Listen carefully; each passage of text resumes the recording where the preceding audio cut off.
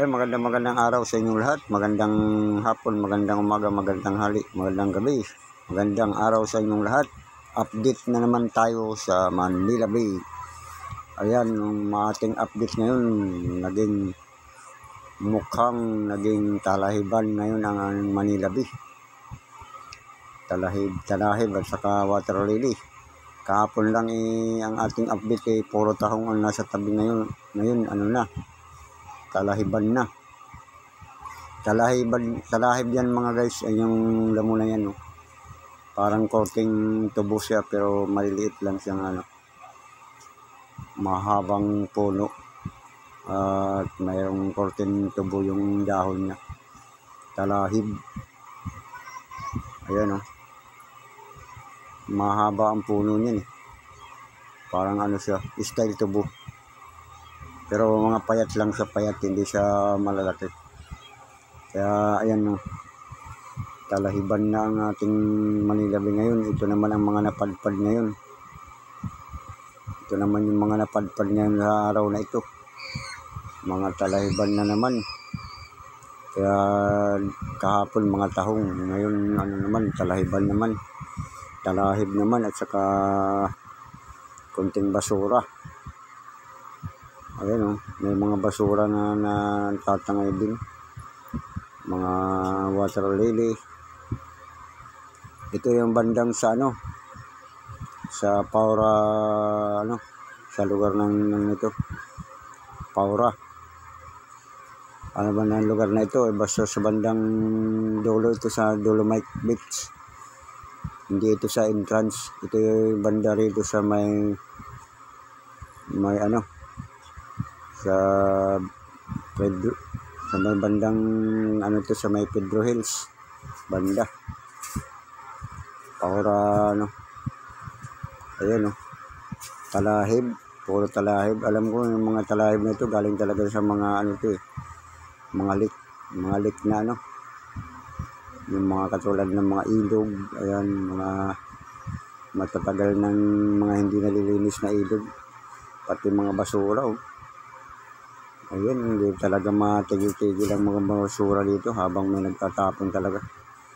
Alam mo, hindi kasalanan ng alon to Hindi kasalanan ng hangin Kasalanan to ng mga basura na yan na nahalo. Kasalanan to sa mga nagtatapon ng basura. Kasi yan naman, yung damo okay lang kasi talagang tumutubo yan sa kalakasan yun Pero itong basura na ito, hindi yan tumutubo kung hindi mo tinapon. Talagang tinapon yan Talagang tinapon siya sa mga ilog at sa mga imburnal na pagka umulan, matatangay talaga sa dagat yan. Ayan sari-saring basura. Daming mga basura. Yan ang mga basura na mga tinatapon natin. Kaya sabi nga nila, ang basurang tinapon mo, babalik din sa'yo. Kaya dapat talaga walang tapon-tapon.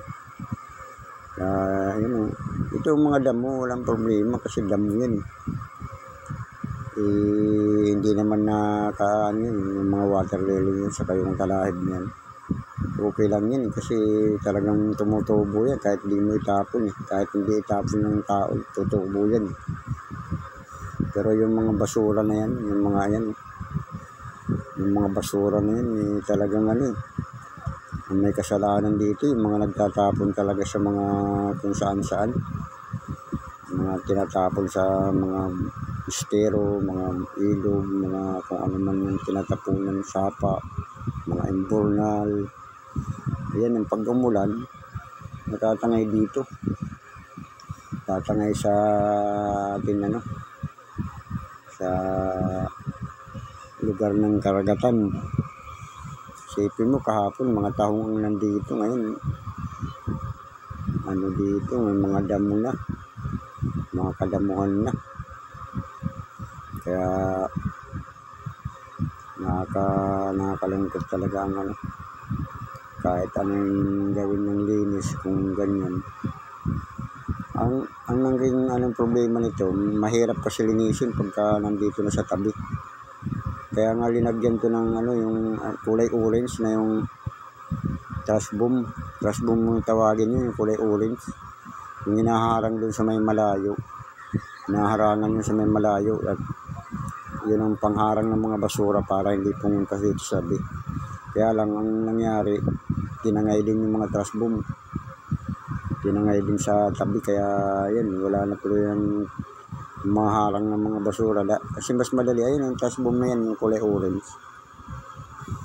orange na trash boom yan kung tawagin. Yan ang humaharang doon sa bago pumunta dito sa tabi. Kasi kung nasa dagat pa yan, mas madaling sipsipin siya ng makina, yung makinang ng sumisipsip ng mga basura. Kaya lang pag dito na sa tabi niyan, hindi na siya masisipsip dahil nababaon na yung sumasayad yung yung makina nila. Kaya lang yan trash boom na yan na napunta rin sa tabi, kaya naputol. Nakatali kasi yan doon sa may sa may malayo, mga malayo-layo pa sa tabi. Yan ang umaharang na kasi mas madaling linisin kasi pagka yung mga basura nakalutang po sa dagat. Pero pag nandito na sa tabi, talagang mano-mano yan, yung mga MMDA, mga Zero Boys, ayan, mga volunteer, yan ang mga naglilinis dyan ngayon. Ayan yung mga kulay orange na ayan ang trash boom.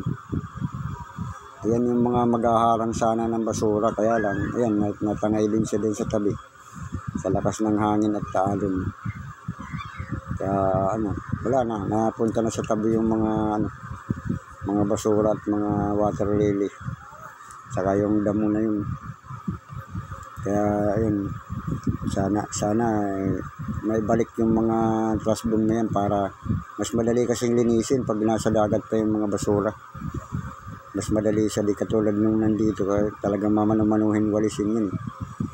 Mamano-mano. Saka yung mga ito, nung isang araw, wala yan dyan. Sa araw-araw na naglilinis, marami na i-stack, mga nakasako-sako. Katakot-takot ng mga basura, sako-sako. Kaya ang dami talagang ng basura sa dagat.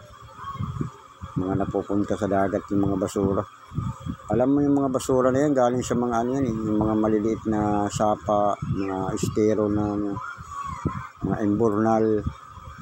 Kasi hindi talaga napipigil yung mga tao na magtapon din sa mga embornal, sa kalsada, mga hindi talaga mapipigil. Kaya ayan, pag umulan ng malakas, natatangay ngayon sa karagatan yung mga basura. Kaya habang may nagtatapon, hindi mawawala ang basura. Nandiyan pa rin yung mga basura na yan. Kaya habang may nagtatapon ng mga basura kung saan-saan. Kaya ayan, tuwing uulan, tuwing magbabagyo, ayan, napupunta ngayon sa karagatan.